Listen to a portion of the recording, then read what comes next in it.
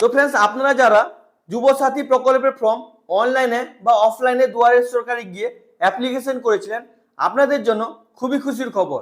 আজকে মুখ্যমন্ত্রী মমতা ব্যানার্জি ধর্মতলায় ধর্ণা মঞ্চ থেকে বিশাল বড় একটি ঘোষণা করেছেন।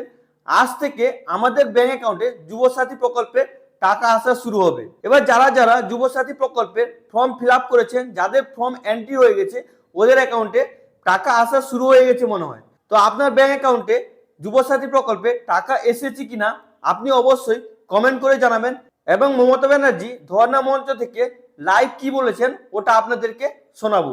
তো চলুন শুরু করা যাক। আজ থেকে কিন্তু এপ্রিল মাসের পয়লা যেটা দেওয়ার কথা ছিল, আজ থেকে সেটা ঢুকবে।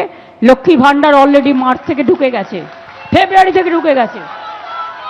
লক্ষ্মীর ভান্ডার ফেব্রুয়ারি মাস থেকে ঢুকে গেছে। শুনুন, আমরা যেটা বলি আমরা করি, আর অন্যরা যেটা বলে সেটা ছবিতে বাঁধিয়ে রাখে।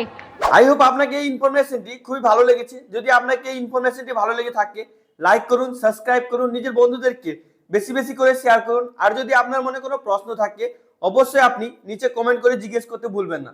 Thank you friends.